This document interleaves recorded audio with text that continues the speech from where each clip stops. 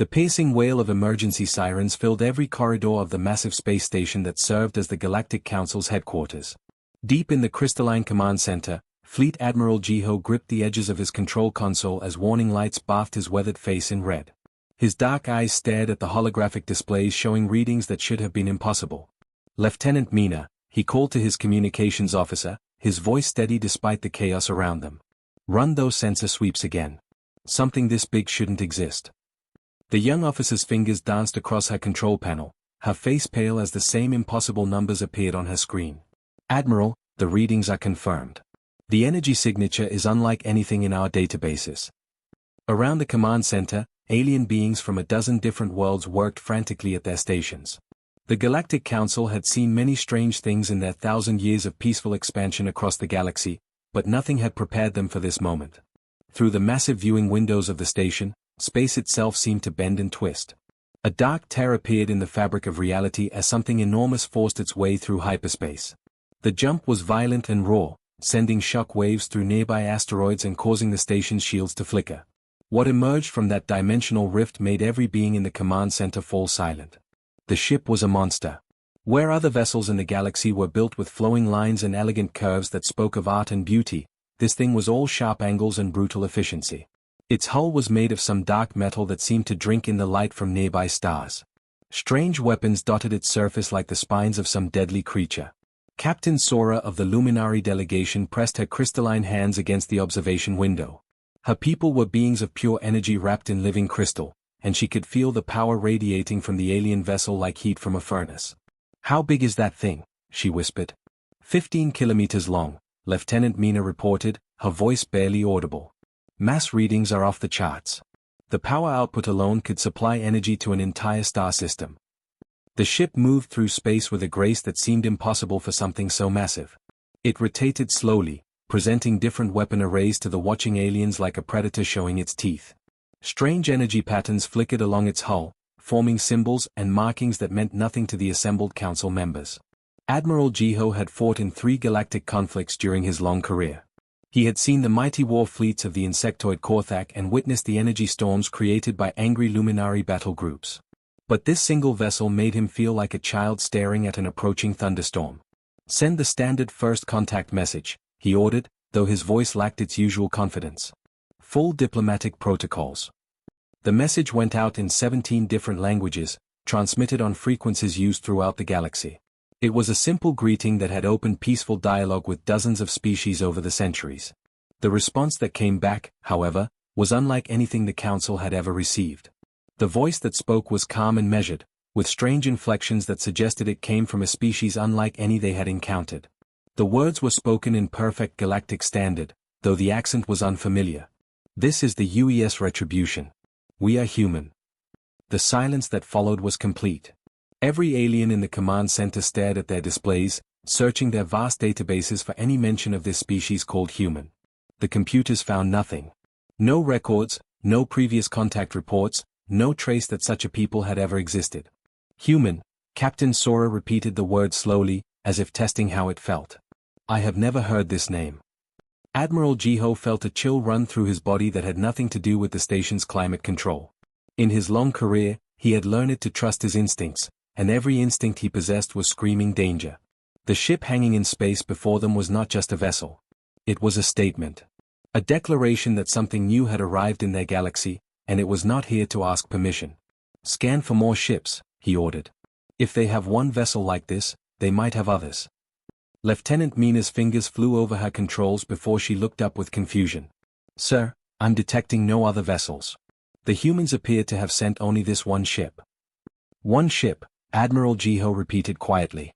He looked again at the massive vessel floating in the void, its dark hull reflecting the light of distant stars. "They sent one ship to make first contact with the entire Galactic Council."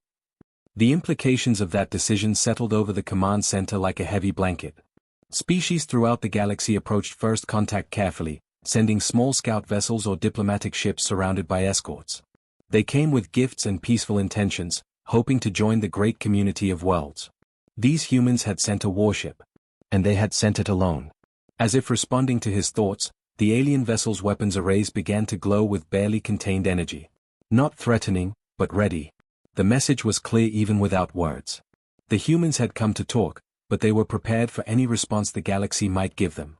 Admiral Jiho straightened his uniform and walked toward the communication station. Whatever these humans wanted, and wherever they had come from, the galaxy was about to change forever. The great chamber of the Galactic Council buzzed with nervous energy as representatives from across the galaxy gathered for an emergency session. The circular room was massive, with floating platforms that held delegates from dozens of different worlds. Some were tall crystalline beings that sparkled like living diamonds. Others were clouds of glowing gas contained in energy fields. Mechanical beings with metal bodies stood next to insect-like creatures with shining armor. All of them stared at the holographic display in the center of the room that showed the human warship floating in space like a dark threat.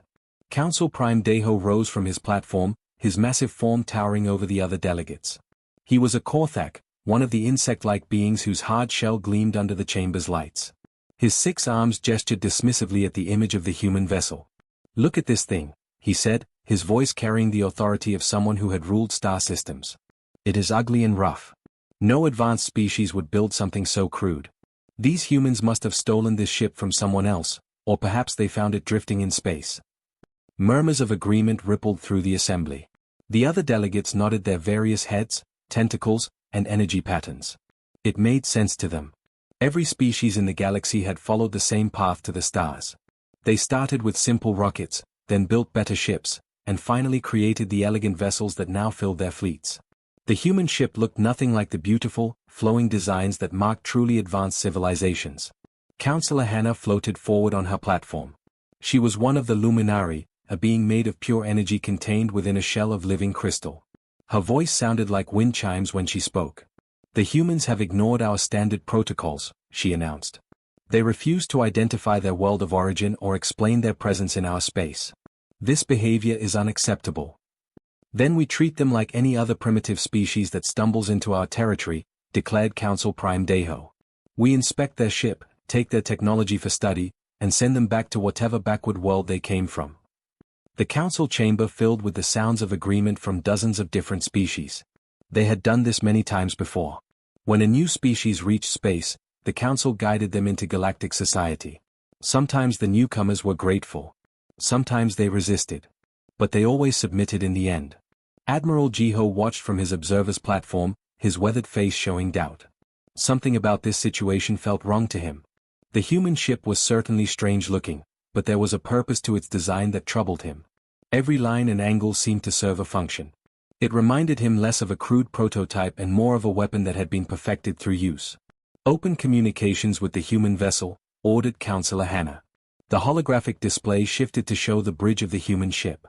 The being that appeared on screen was smaller than most of the galactic species, with pale skin and dark hair pulled back in a simple style. She wore a uniform of dark blue with strange markings on the shoulders. Her eyes were calm and intelligent.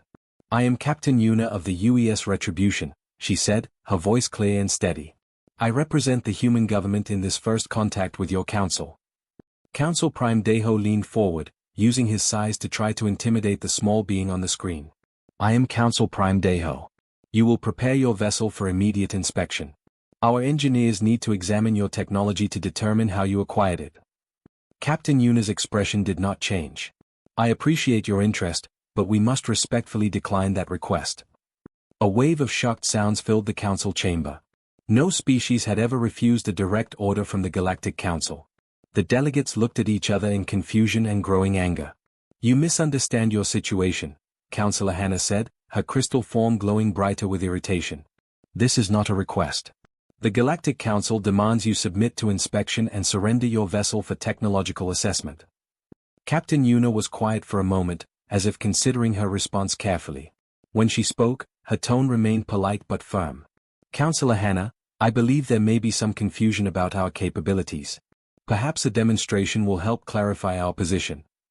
The communication ended abruptly, leaving the council chamber in stunned silence. For a moment, nothing happened. Then alarms began blaring throughout the space station. Admiral Jiho rushed to his control console as his officers shouted reports from across the command center. On the main display, the human warship was moving. Not toward the station, but toward a nearby asteroid field that drifted through space like a scattered necklace of rocks. "What are they doing?" demanded Council Prime Deho. The answer came in the form of light. Brilliant beams of energy lanced out from the human ship with surgical precision. Each beam struck an asteroid and vaporized it completely, turning solid rock into glowing gas in an instant. The beams moved in a perfect pattern, destroying asteroids in a straight line across the field. But it was not the destruction that made Admiral Jiho's blood run cold. It was the precision. Each shot was calculated perfectly. No energy was wasted. No targeting errors occurred. The beams cut through space with an efficiency that spoke of technology far beyond anything the Council possessed. In less than 30 seconds, a chain of asteroids that had existed for millions of years was reduced to cosmic dust. The Council chamber fell completely silent. Every delegate stared at the display showing the aftermath of the demonstration. Where once there had been solid rock, now there was only empty space and fading energy signatures. That, Admiral Jiho whispered to his aide, was not crude technology. That was terrifyingly precise. Deep inside the massive human warship, Captain Yuna walked slowly through corridors that told the story of her species. The walls were lined with metal plaques, each one polished to a mirror shine. To most visitors, they would look like simple decorations. But to any human, they were reminders of lessons learned through blood and sacrifice. Commander Taiho walked beside her, his boots clicking against the metal floor. He carried a tablet that showed the positions of alien ships gathering in the distance. His face was serious as he studied the tactical display. "They still do not understand what they are dealing with," he said quietly. "The aliens think we are just another primitive species that got lucky with technology." Captain Yuna stopped in front of one particular plaque. It showed the image of an ancient sailing ship, its wooden hull battered by cannon fire. Below it were words in several human languages, but the meaning was simple: those who forget the lessons of war are doomed to repeat its failures. "Look at this, Taiho," she said, pointing to the plaque. "This ship fought in what we called the Battle of Trafalgar, over 800 years ago. The tactics used in that fight taught us how to control the seas of our world." She moved to the next plaque, which showed metal flying machines diving through clouds of smoke and fire. "These aircraft taught us how to control the skies." Another plaque displayed massive tanks rolling across muddy battlefields. "These taught us how to control the land." Taiho nodded as he understood her point. "Every war taught us something new." "Exactly," Captain Yuna replied. "The alien species we are facing developed slowly over thousands of years. They spread peacefully from star to star, building trading posts and research stations. They never had to fight for survival the way we did." As they walked deeper into the ship, the corridor opened into a large chamber filled with displays showing human military history. Holographic images floated in the air, showing everything from ancient warriors with bronze swords to modern soldiers in powered armor. Suddenly, the air in front of them shimmered and took the shape of a young woman with short black hair and kind eyes. It was Solji, the ship's artificial intelligence. The crew had given her this name because it meant wisdom in their language. "Captain," Solji said, her holographic form bowing slightly in respect. "I have been monitoring the alien fleet movements. They are preparing for what they consider a standard enforcement action." "Show us their tactical approach," Captain Yuna requested. The hologram changed to display a three-dimensional map of the space around them. Hundreds of alien ships were moving into position, surrounding the human vessel in what they clearly thought was an overwhelming formation. "They use very old tactics," Solji observed. "Surround the enemy and demand surrender.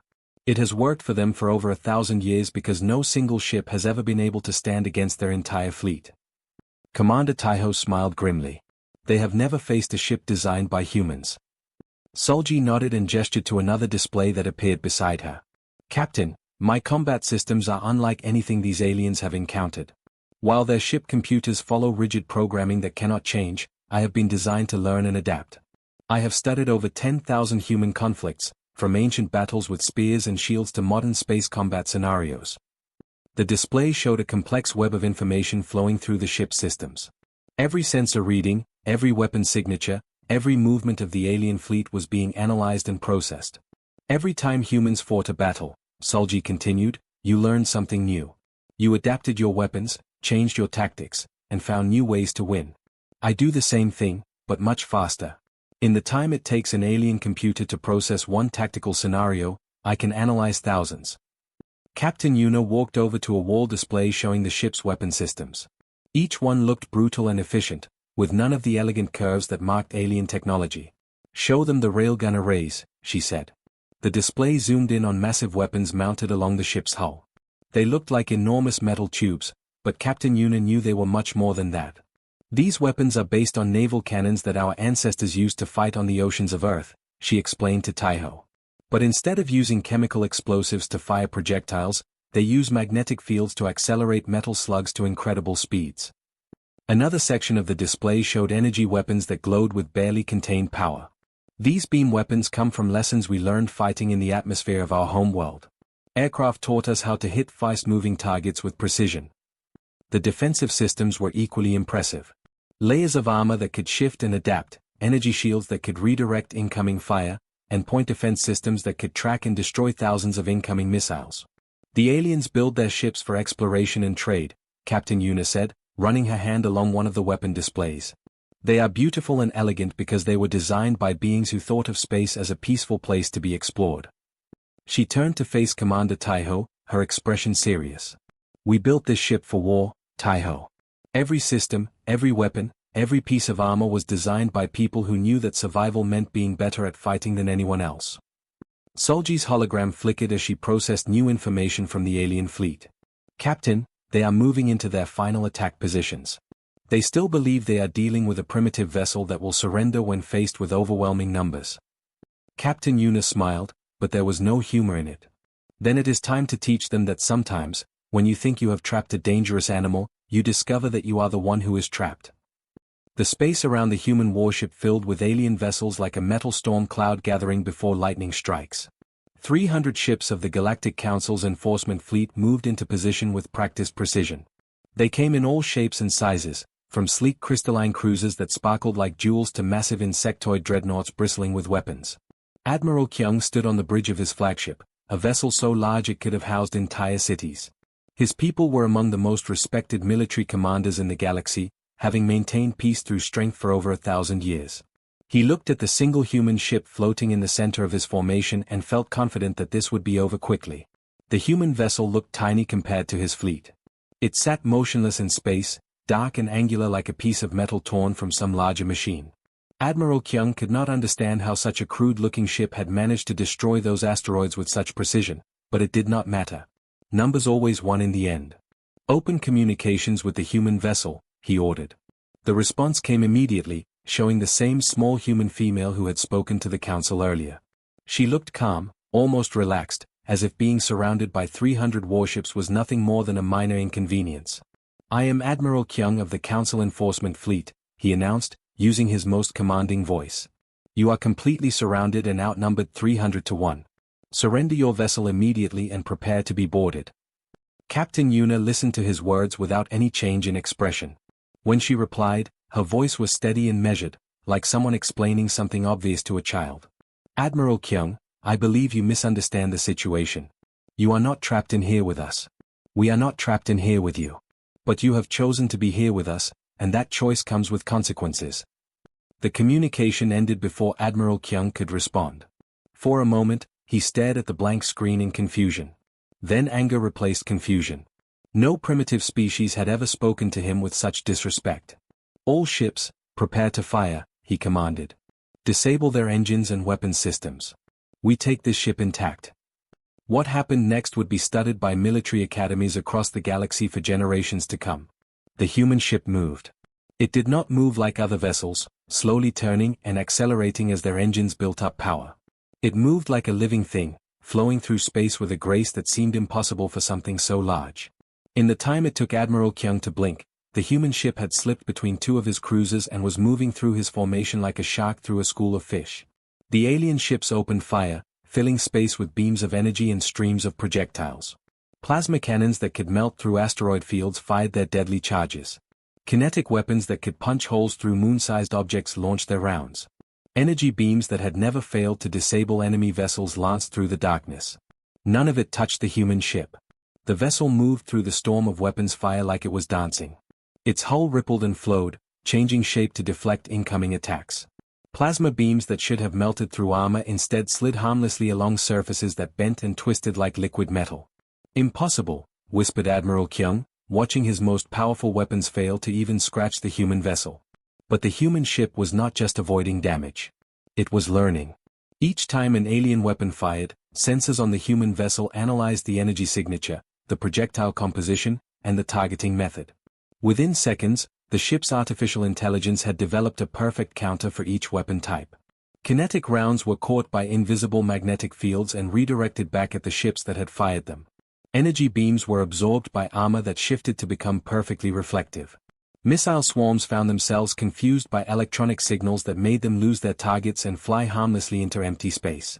The human ship moved through the alien formation with surgical precision. It did not destroy the enemy vessels, but disabled them with attacks so precise they seemed almost gentle. A beam here to knock out an engine. A magnetic pulse there to shut down weapon systems.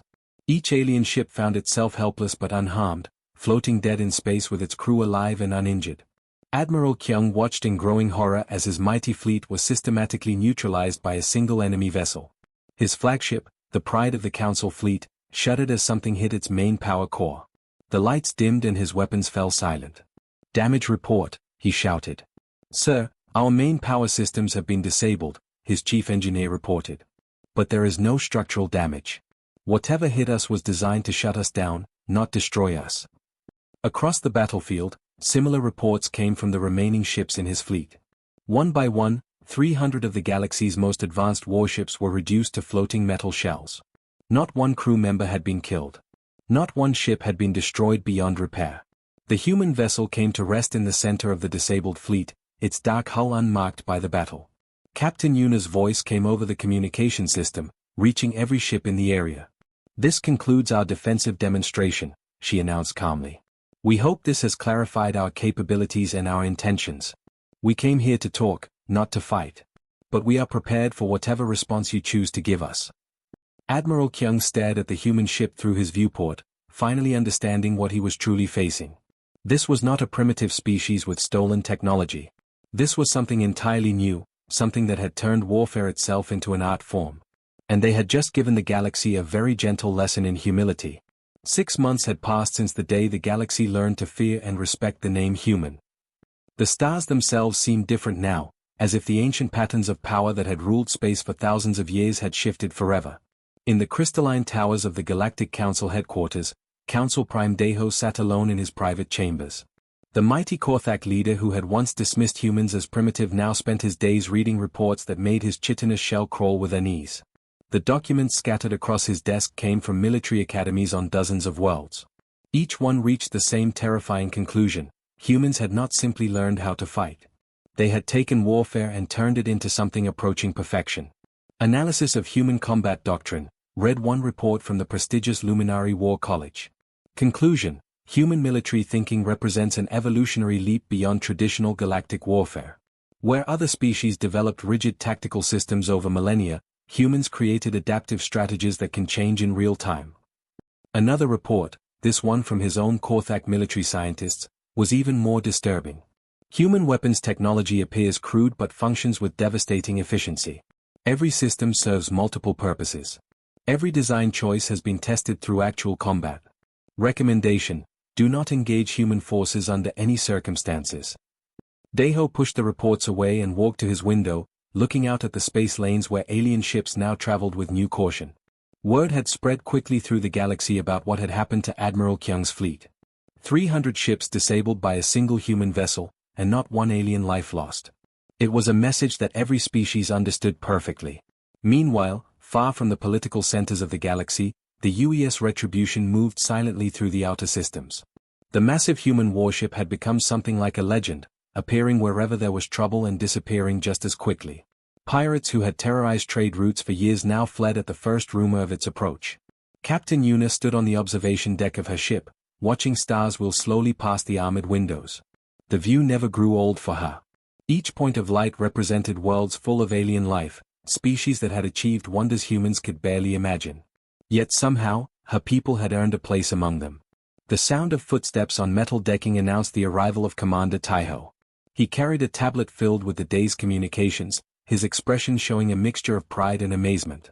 "The diplomatic reports are in, Captain," he said, joining her at the window. 17 different species have formally requested defensive alliances with humanity. They want our protection against pirates and raiders. Captain Yuna nodded slowly. "And the others?" 12 more species have asked permission to send observers to study our tactical methods, Taiho continued. They want to understand how we fight so they can improve their own defenses. He paused, checking his tablet again. The big news is from the Galactic Council itself. They have officially recognized human sovereignty over all the territories we have claimed. No more talk of inspections or technological assessments.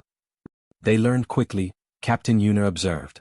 Fear is an excellent teacher, Taiho replied. But I think it is more than just fear now. They respect us. Captain Yuna considered this as she watched a distant nebula paint the darkness in shades of blue and purple. Respect was something humanity had never expected to find among the stars. They had come to space as refugees from their own violent history, seeking new worlds where they could start fresh. Instead, they had discovered that their greatest weakness might actually be their greatest strength. Captain, Taiho said quietly, do you think they understand what we really are? What do you mean? I mean, do they realize that we are not naturally violent? That everything we know about fighting comes from necessity, not choice. Captain Yuna smiled slightly, remembering conversations she had shared with alien diplomats over the past months. Many of them struggled to understand how a species could be both peaceful and deadly at the same time. They are learning, she said. Slowly, but they are learning. Some of them have started to study our history, not just our weapons. They are beginning to understand that we fought so much on our home world because we had to. Every war taught us something new about survival. She gestured toward the stars spread out before them. Look at all of this, Taiho. Every one of these species reached space through curiosity and wonder. They built ships to explore, to trade, to learn. They never had to worry about someone trying to destroy them. And we did. We did, she confirmed. We learned to fight because fighting was the only way to survive on Earth. We perfected weapons because our enemies were always trying to perfect better weapons. We studied tactics because losing meant death. Taiho was quiet for a moment, absorbing this. So when we finally reached the stars, we brought all of that knowledge with us, Captain Yuna finished. We are proof that sometimes the most dangerous thing you can encounter is not a species that loves war, but a species that learned to be very, very good at it because they had no other choice. The UES Retribution continued its patrol through the outer darkness, a solitary guardian carrying the hopes and determination of humanity into an uncertain but increasingly respectful galaxy. Behind them, on worlds throughout known space, alien children learn new lessons about the small, strange species called humans who had changed everything simply by refusing to be victims. The galaxy had found its balance again, but now it was a balance that included humanity, and nothing would ever be quite the same.